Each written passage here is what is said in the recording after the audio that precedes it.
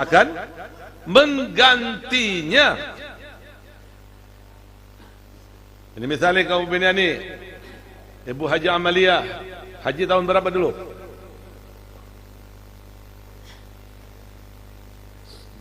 2007.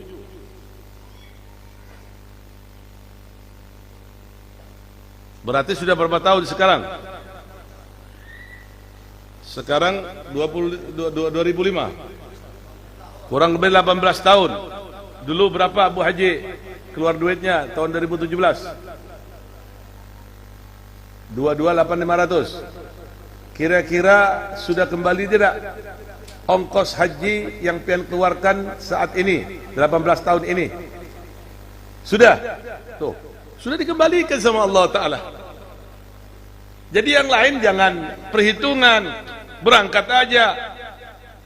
Habib ini sekarang tunggunya lama, enggak apa-apa, yang penting daftar aja.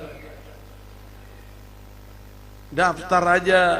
Jangan nungguin biar anak ulun nanti yang menghajikan ulun kalau ulun meninggal. Belum tentu. Hati-hati. Anak ini bisa mengikuti ucapan orang tua kalau pian didik dengan benar. Bisa jadi anak ini berubah pikirannya yang dahulu baik tidak baik gara-gara istrinya. Bisa jadi baik tidaknya anak ini gara-gara suaminya. Karena orang itu yang paling berbahaya itu adalah pembisiknya.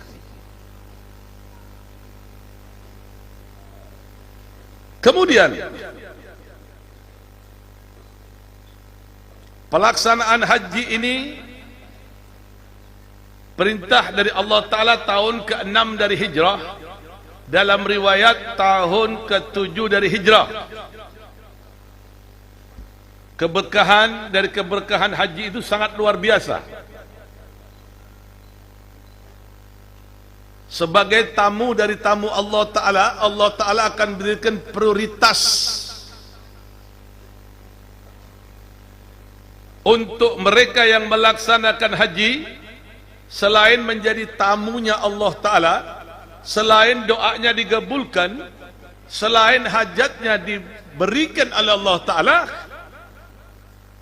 haji juga mendapat bonus dari Allah Ta'ala dengan balasan surga. Alhamdulillah. Tapi haji yang mabrur,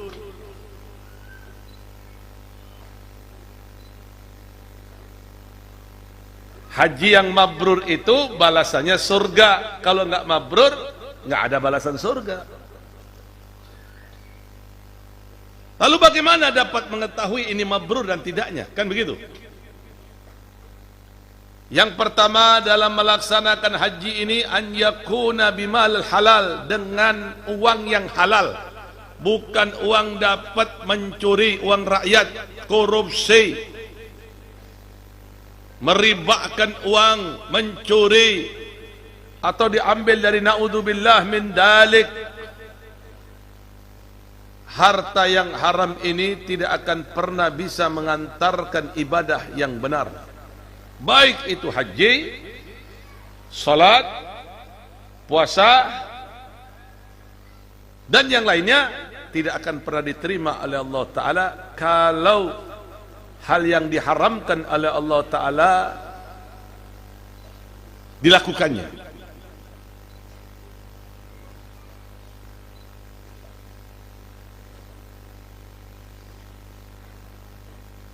Lalu yang kedua, alamatnya haji mabrur ini, raja ila ahsanil hal. Pulang dari haji ini keadaannya lebih baik daripada sebelum haji.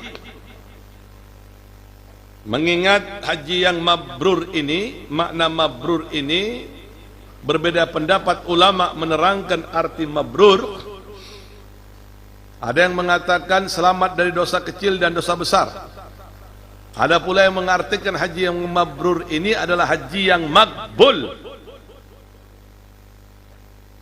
Kita tidak tahu amalan makbul tidaknya, mulai dari sholat, zakat, puasa. Tidak akan pernah tahu seseorang kalau ini makbul atau tidak, terutama haji. Namun ada alamat-alamatnya mabrur, alamat dari alamatnya makbul. Kalau itu haji, raja ila asanil hal. Kalau itu salat, perbuatan kejinya hilang, perbuatannya lebih baik daripada sebelum mengerjakan salat.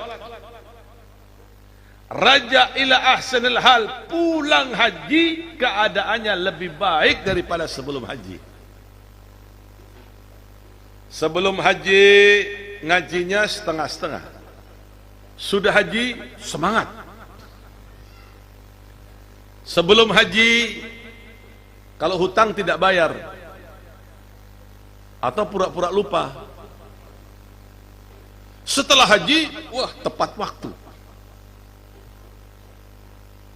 Salat malamnya lebih hebat. Kemudian amalan-amalan yang lain yang ia lakukan lebih ada kemajuan dibanding dengan sebelum haji. Ini alamatnya haji yang mabrur. Haji mabrur laisa lahu jazaa'un ilal jannah. Haji yang mabrur itu maknanya makbul. Allah tidak akan pernah bisa membalas haji yang mabrur kecuali dengan balasan surga. Alamatnya perbuatannya setelah haji itu lebih baik daripada sebelum haji. Ya, mudah-mudahan seberataan bisa berangkat haji ya. Tapi nabung, jangan amin-amin saja. Kalau pian mau amin-amin saja nggak berangkat juga. Nabung, taruh aja nabung. Ya. Dengan nabung sungguh-sungguh insya Allah tercapai. Begitu nabung, nggak usah takut nabung. Yang penting pian nabung, gitu ya. Kemudian syarat dari syaratnya mengerjakan haji ini adalah mereka yang tidak melakukan dosa akibat lidah, dosa akibat perbuatan. Rasulullah sallallahu alaihi wasallam bersabda, "Man hajja hadzal baita falam yarfuth." Barang siapa orang yang haji walam yarfuth, tidak berkata kotor, menahan diri lidahnya, mengingat amalan-amalan yang paling baik dalam pelaksanaan haji itu salah satunya adalah it'am ta'am. Bagi mereka yang mampu memberikan makan, kemudian menjaga lisan agar tidak memfitnah, agar tidak menjelekan saudaranya sesama umat Islam, agar bisa menjaga lidahnya. Jadi antara ucapan dan perbuatan itu harus dijaga. Ya kita sendiri yang jaga, karena Allah Ta'ala tidak akan pernah mengubah nasib seseorang kecuali orang itu yang mengubah nasibnya. Jadi pian kalau mau baik, ubah itu. Hidayah itu diambil, bukan ditunggu. Diambil ilmu itu sebagai wasilah datangnya hidayah. Diambil, bukan ditunggu. Kalau pian di rumah saja, tidak mungkin hidayah itu akan turun. Tidak akan pernah mungkin hidayah akan turun pian di rumah saja. Hidayah itu akan turun, rahmat itu akan turun, kehususiaan itu akan turun dengan gerakan di alam nyata ini. Lam tanzil barakah min alamil ghaib illa biharakah fi alam syahadah. Tidak akan turun barakah dari alam gaib kecuali kita berusaha di muka bumi ini. Kalau nggak usaha nggak bisa. Coba pian yang tiap hari guring aja di rumah, dapat ilmu nggak? Dapat ilmu tidak? Nggak dapat, yang ada penyakit. Jadi ilmu itu diambil, dijemput dengan menghadirin majlis ta'lim, duduk berhusnudzon terhadap muallim, berprasangka baik terhadap guru, itu syaratnya orang mendapatkan ilmu. Sabar,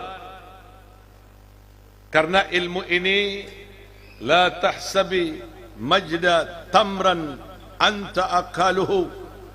Jangan kalian kira kemuliaan ilmu ini pian dapatkan seperti kurma atau buah yang di depan pian ini langsung instan pian rasakan manis dan tidaknya. Jangan pian kira pian mendapatkan seperti itu. Tidak. Lan tablughal majda hatta tal'aqas sabra. Kalian tidak akan pernah bisa mendapatkan kemuliaan itu kecuali kalian menelan pahitnya kesabaran terlebih dahulu.